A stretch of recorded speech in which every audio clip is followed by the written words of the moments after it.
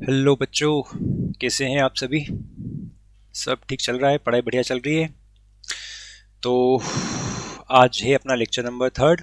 हम जो है क्लास नाइन्थ के इकोनॉमिक्स के कॉन्सेप्ट को समझ रहे हैं कि इकोनॉमिक्स क्या होती है ना, उसके कॉन्सेप्ट्स क्या होते हैं। और खासकर ये जो चैप्टर है अपना the story of village Palampur, इसमें हमें मेन तो प्रोडक्शन के बारे में समझना था। प्रोडक्शन क्या होता है ना, मीन्स ऑफ प्रोडक्शन क्या होते हैं, और इन सबको हमने पढ़ा भी, हमने समझा भी। आज जो है हमारा लेक्चर नंबर थ्री है। और कोई अगर नया है इस चैनल पर तो प्लीज़ पहले आप बाकी के वीडियो देख के आओ, तभी आपको यहाँ से कंटिन्यू चीज़ें समझ में आने लगेगी। तो आज कुछ हम नए टॉपिक पढ़ेंगे। तो वो है हमारा आज का नया टॉपिक, वो है फार्मिंग के बारे में। ठीक है, और फार्मिंग के बारे में है, फार्मिंग के बारे में क्या है, फार्मिंग के बारे में हम दो चीज़ें पढ़ेंगे। एक हम पढ़ेंगे सबसिस्टेंस फार्मिंग क्या होता है, और एक हम पढ़ेंगे सरप्लस फार्मिंग के बारे में।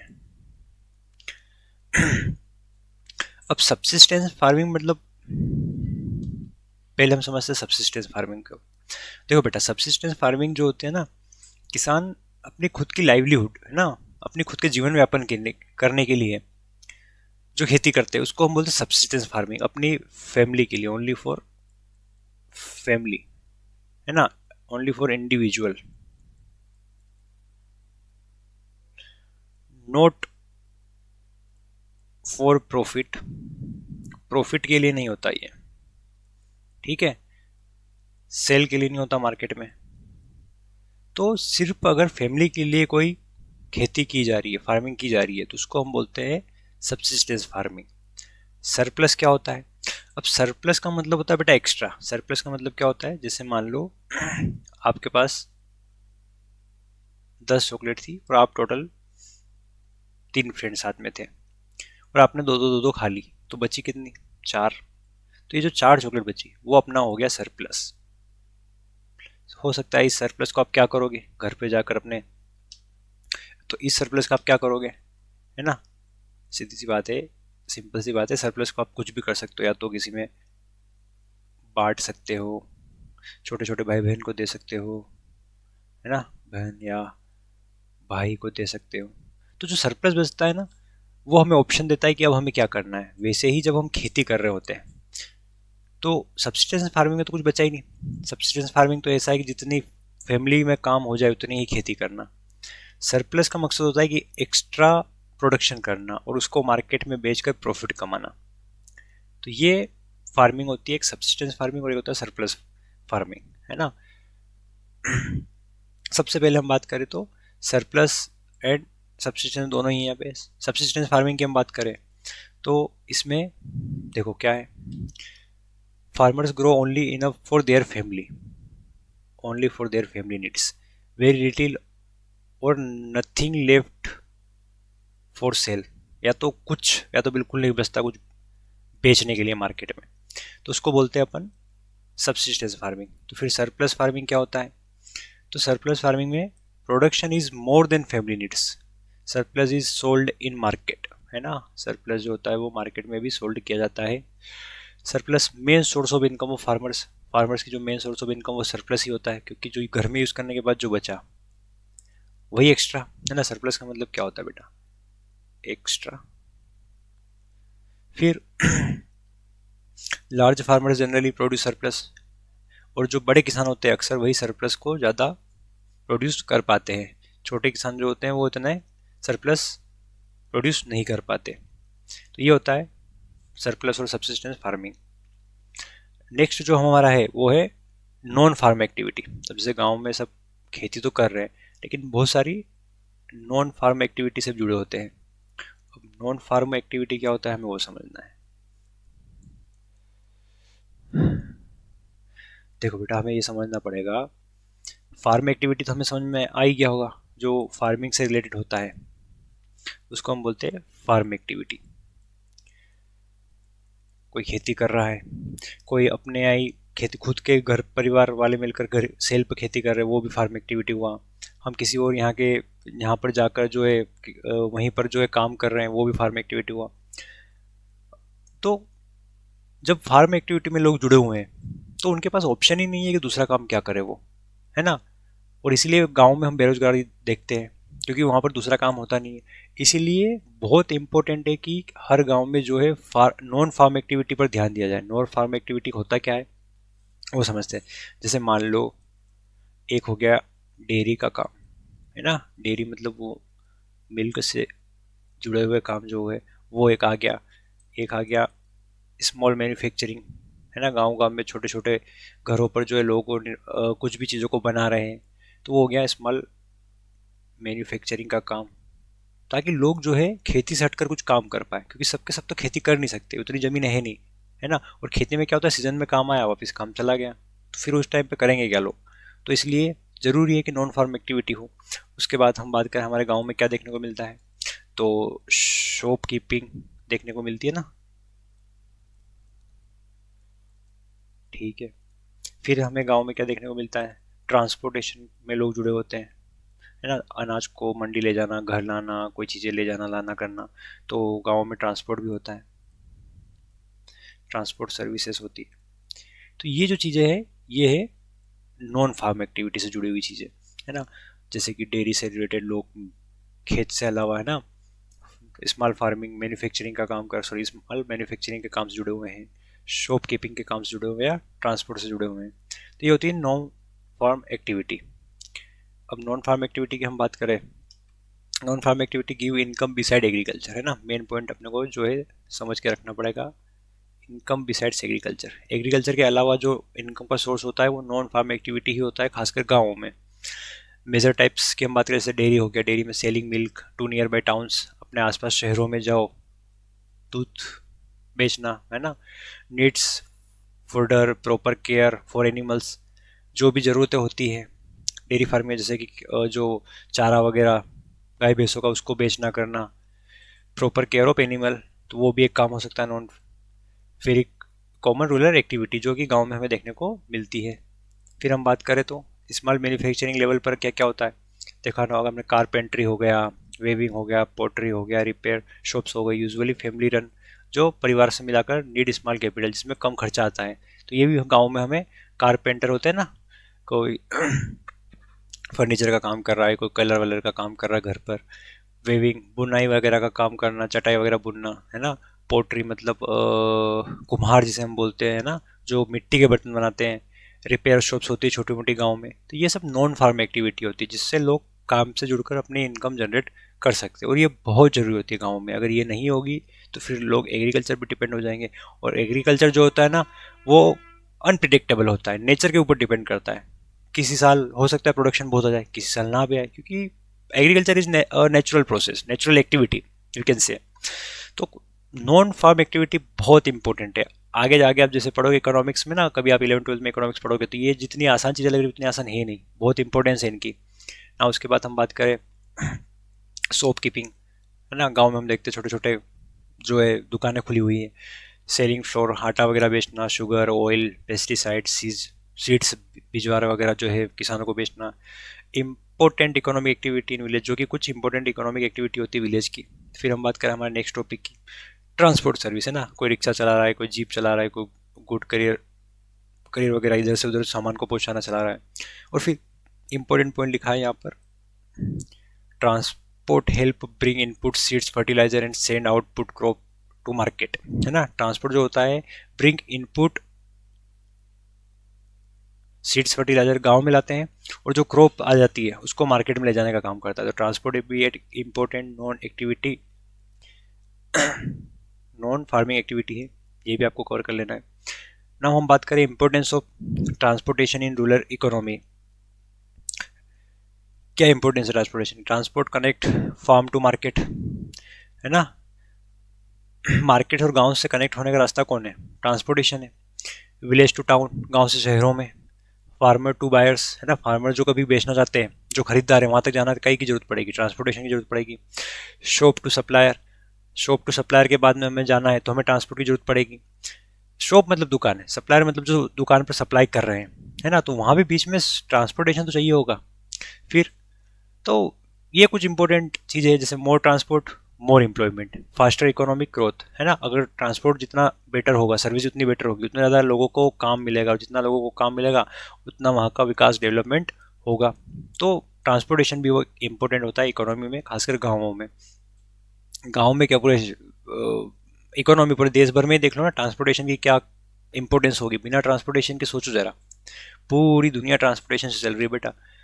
तो ट्रांसपोर्टेशन तो सॉरी जरूरी होता है। फिलहाल land scarcity, need for better method. अब एक कॉन्सेप्ट आया है, नीड सॉरी लैंड स्कैरसिटी। अब ये क्या होता है हमें वो समझना है। स्कैरसिटी का मतलब होता है बेटा कमी होना, कमी होना। जमीन हमारे पास लिमिटेड है, लैंड जो है वो लिमिटेड है, ऐसा नहीं बहुत है। अगर बहुत होती है तो फिर हमारे पास कम जमीन क्यों होती, किसी के पास 5 बीघा, बोलते हैं ना इंडिया में अधिकतर किसान छोटे हैं, फिर तो सारे किसान बड़े होते। तो जमीन हमारे यहाँ सिलेक्टेड है, लिमिटेड है, तो उसी लिमिटेड के लिए वर्ड हम यूज करते हैं स्कैरसिटी, खासकर इकोनॉमिक्स में। ठीक है, स्कैर्स या स्कैरसिटी। तो लैंड जो है वो कम है हमारे पास, and need for better methods.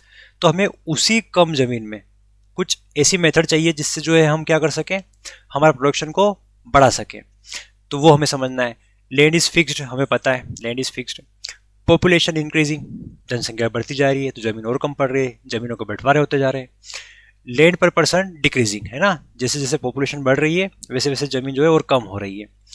और इसीलिए देयर फोर मॉडर्न फार्मिंग की जरूरत है, क्योंकि हमारे पास जमीन तो बहुत सिलेक्टेड है, अब उसी में हमें अपना प्रोडक्शन बढ़ाना है। और हमने पिछले पढ़ कर भी आया ना, मल्टीपल क्रॉपिंग पढ़ के आए थे, याद है। और मल्टीपल क्रॉपिंग पढ़ के आए थे, हम पढ़ के आए थे ग्रीन रिवोल्यूशन।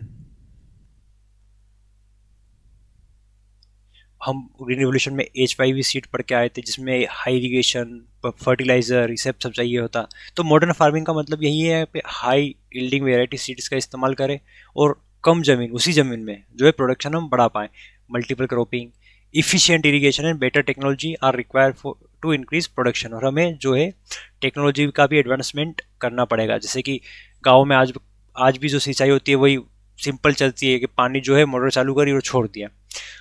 हमारे पास स्प्रिंकल है, फुहारे का सिस्टम है। आज से हम 10 साल पहले से पढ़ना चालू कर दिया किताबों में स्प्रिंकल फुहारे, लेकिन आज भी गाँव में मुश्किल से 10% लोगों के पास फुहारे होंगे, 90% लोग, क्योंकि इनकम ही नहीं ना, अधिकतर तो किसान छोटे ही हैं। तो बेटर टेक्नोलॉजी की जरूरत होती है, are required to increase production. तो बहुत ज़रूरी है कि जो है इन चीज़ों को एडॉप्ट किया जाए। फिर हम बात करें तो सस्टेनेबिलिटी ऑफ फार्मिंग। अब ये एक इंपॉर्टेंट टॉपिक बन जाता है। देखो बेटा, हम अभी एक चीज़ पढ़ के आए थे कि कैसे हमने उस लिमिटेड ज़मीन पर, जो हमारी ज़मीन है वो सिलेक्टेड थी, उसी में हमने प्रोडक्शन बढ़ाने के लिए, सुनना सभी ना, उसी में प्रोडक्शन बढ़ाने के लिए हमने क्या करा था। तो आपको याद होगा, एक तो मल्टीपल क्रॉपिंग करी थी, ठीक है। दूसरा हमने जो है HYV सीड्स यूज़ करे थे, ठीक है। तीसरा हमने जो है फर्टिलाइज़र और पेस्टिसाइड्स का इस्तेमाल करा था, ठीक है। फिर हमने जो है हमारी इरिगेशन सिस्टम को बढ़ाया था, ठीक है ना। तो इस तरीके से हमने हमारा प्रोडक्शन को बढ़ाने की कोशिश करी थी।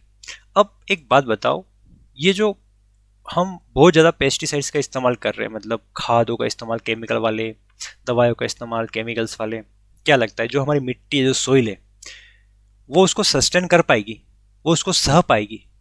अभी 2 साल के लिए, 5 साल के लिए, 10 साल के लिए तो ठीक है, चलो मान लो हमारा प्रोडक्शन बढ़ जाएगा। लेकिन जब जो मिट्टी की फर्टिलिटी है, उर्वरकता है, वही खत्म हो जाएगी, तो उस टाइम पे हम क्या करेंगे? तो ये भी एक सोचने वाली बात है।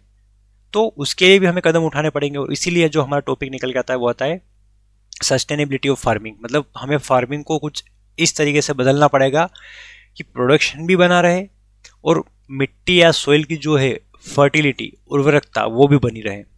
तो इसी टेक्निक से हमें खेती करनी होगी। इसीलिए जो है ना, ये सस्टेनेबिलिटी ऑफ फार्मिंग जो वर्ड है आया है।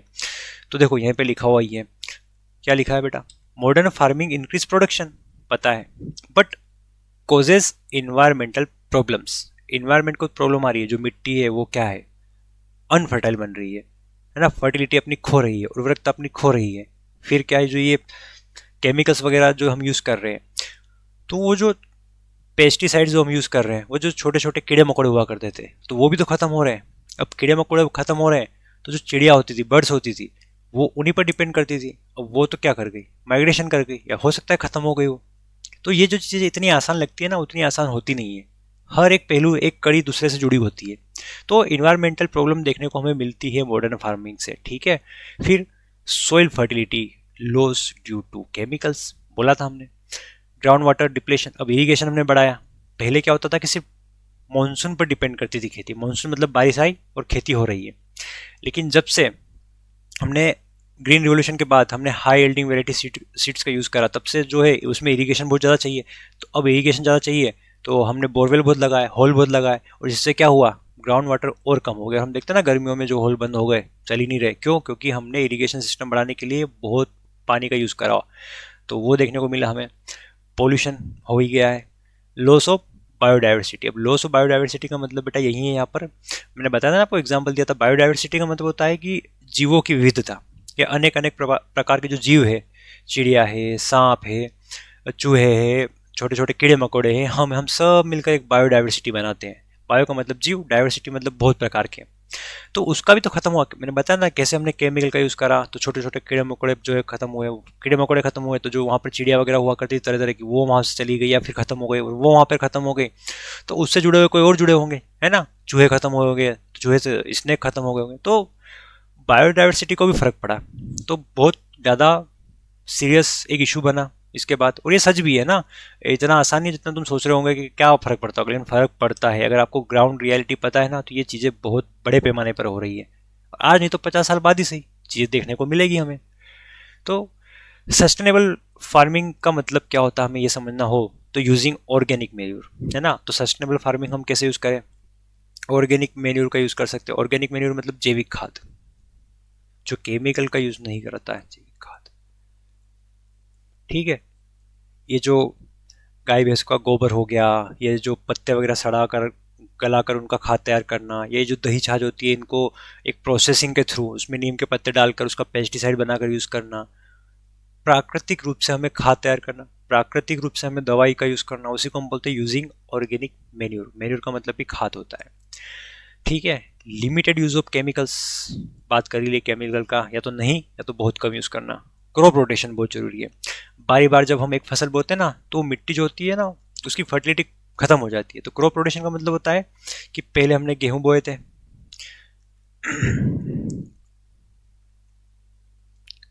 एक सेकेंड, पहले हमने जो है गेहूं बोए थे, फिर उसको रोटेट कर दिया, मक्का, फिर उसको रोटेट कर दिया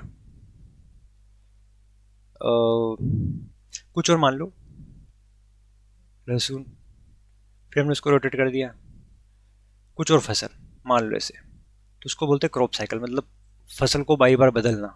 उससे क्या होता है कि मिट्टी जो होती है ना, वो अपने आप को सस्टेन कर पाती है। एक ही फसल क्या होता है कि एक ही न्यूट्रिशन बार बार लेगी, तो उससे जो है मिट्टी पर फर्क पड़ने पड़ता है, फर्क लगने लगता है, ठीक है।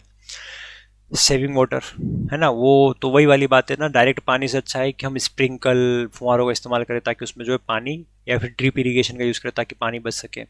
प्रोटेक्टिंग सोइल, और किसी तरह हमें मिट्टी को बचाना ही होगा, ठीक है। तो ये होता है सस्टेनेबल फार्मिंग। तो thank you all of you, I hope हमने इस चैप्टर को बहुत अच्छे से समझा होगा, और ये जो हमारा चैप्टर होता है वो ख़त्म, क्योंकि इसमें इतने कॉन्सेप्ट थे, ठीक है।